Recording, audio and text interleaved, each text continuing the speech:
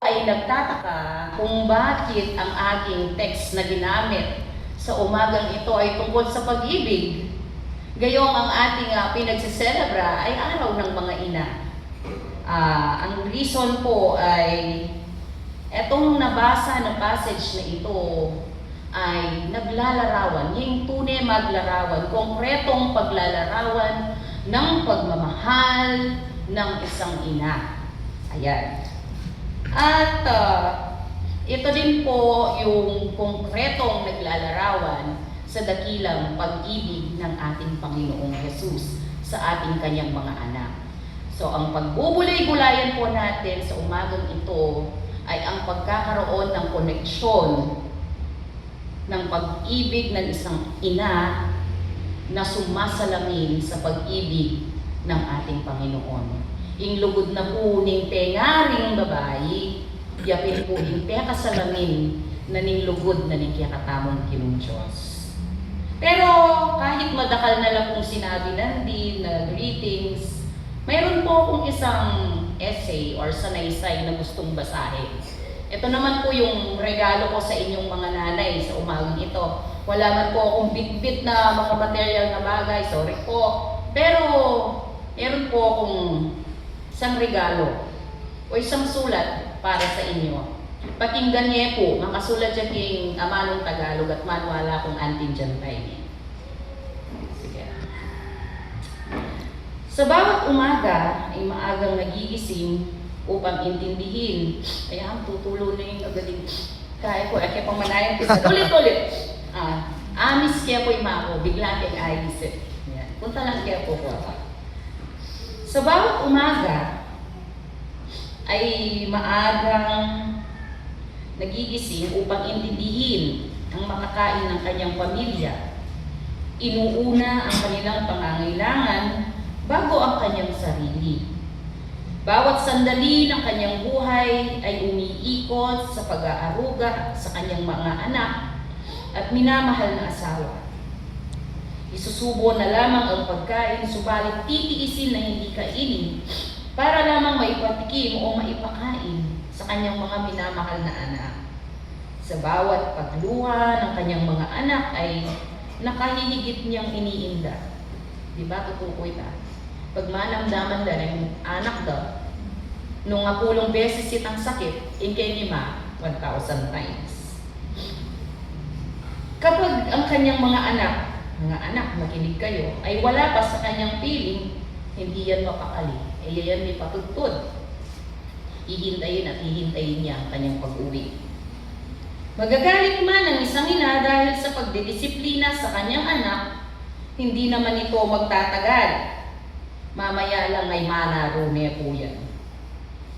Minsan, mahirap unawain ang kanyang mga pamamaraan, subalit, netong yamoy katotohanan.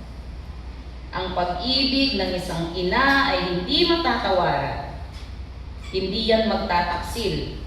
Hindi yan mangiiwan. Hindi yan tatalikod. At mga anak, kahit sa inyong paglaki, ang inyong magulang o ang inyong ina ay patuloy na magmamahal. Kahit na sa inyong paglaki ay magkaroon na kayo ng kani-kaniyang landasin, bayo yung kasal, magkakaroon na kayo ng inyong mga sariling pamilya. Subalit ang inyong ina ay patuloy na magmamahal.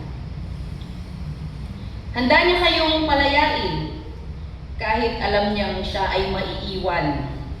At siyempre masasaktan.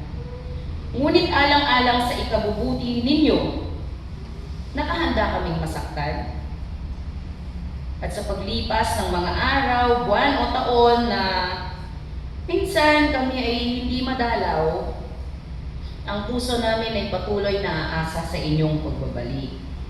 Kaya naman mga anak na kamukha ko, huwag natin silang kalimutan na kahit tayo ay may sarili ng landas, di ka man nag-asawa, nagtrabaho naman mo tayo, pumunta sa ibang lugar. Alalahanin natin si inang, si ima, si mama na nandoon sa bahay na naghihintay. Ganakantala, manayaya. At ini po yung metong mapanabilin, huwag natin silang tatalikuran. Huwag natin silang kalilimutan. Lingunin natin ang ating lumang takalan kung saan nandoon si nanay, syempre kasama si nanay. Minahal tayo ng ating mga magulang, ng ating mga ina ng walang pagkukunwari. Kaya nawa, huwag natin itong kalimutan at sila ay ating balikan habang sila ay nandito pa sa ating piling. Ayan, pwede niya po ba kayong sermon ta? Pero dahil first time po, makasadya kayo po ba? Mayangan kayo pong almusal. At ikaw pong bakal kende, po ang biskwit. Masaya ako po yan, matula ako kaya ng church po ka. May pasubo kong magsalita. Pero anyway, kayong smile naman po na akakit po, I think you are all ready. So kalupin lang natin po ni sinabi ko nandin, bakit tungkol ya kayong pag-ibig, isa na akong buring i-share, samantalang araw po ng mga ina ito. At sinabi ko nga na ito ay dahil iniitang passage na maglarawan kaya tang tunay lubog na ni Netong Hinda. Nano po itong sinabi na, ang pag-ibig ay matyaga at magandang loob, hindi magagalitin, hindi mayabang, ni mapagmataas man, hindi magaspang ang pag-uugali, hindi makasarili, hindi magagalitin o mapagtanim sa kapwa. Hindi niya ikinatutuwa ang gawaing masama, ngunit ikinagagalak ang katotohanan. Ang pag-ibig ay mapagpatawad, mapagtiwala, puno ng pag-asa, at mapagtiis hanggang wakas. Ang pagmamahal ng isang ina ay sumasailalim sa ganitong uri ng pagmamahal. At sabi ko nga, let us connect the love of a mother kay lubot na ni nga Ginoo. At bakit kami kukonekta? Masasabi natin na ang pagmamahal ng isang ina ay isang refleksyon ng pag-ibig ng Diyos kung una, ito ay maaruga at nagbibigay ng kaginhawaan. Parehong mapagmahal ang isang ina at si Kristo. Naniniwala po ba kayo? Pareho lang pong malugod. Magkatulad din sila na isang safe place ng ating buhay at kaluluwa. Ila rin kaya katamong safe place. Anyapin nga po, kaya ang verse 4 to 5, sasabihan na kaya katamo, itang katangian na pagkakatulad. Kita nga pong magandang loob, hindi mainggitin, hindi mayabang, ni mapagmataas man. Hindi magaspang ang pag-uugali, hindi makasirili, hindi magagalitin o mapagtanim sa kapwa. Una pa lang, so magsimula ka pa, brother, may kakagliya tayo pang asawa mo.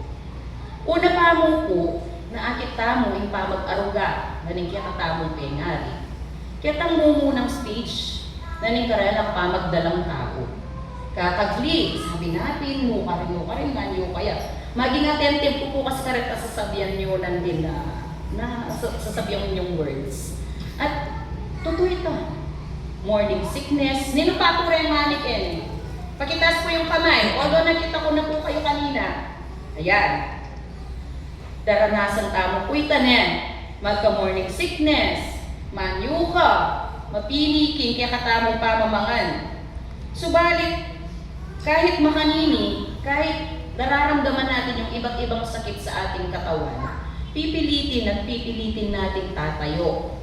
Pipilitin at pipilitin nating kumain, diyan susuka mo. Bakit? Para maalagaan ang sanggol sa ating sinapupunan. Putan di nagulya pa yung aksyan mo. Ita pong bunso kong anak. Di pa kayo kita sinabi ng brother lang din. Kaya kakulig ka sakit, sabi na kanong mami. Kanya may hitang bunso kong anak. Ya po yung masikan diling mamaldak, kikilog kong sinapupunan. Kaya 8 months siya patulin, wala na yan. Ita, anong karagol na bahagi? Diba, napagtiisan mo. Pero titiisan mo dahil inlugod mo kingketang anak.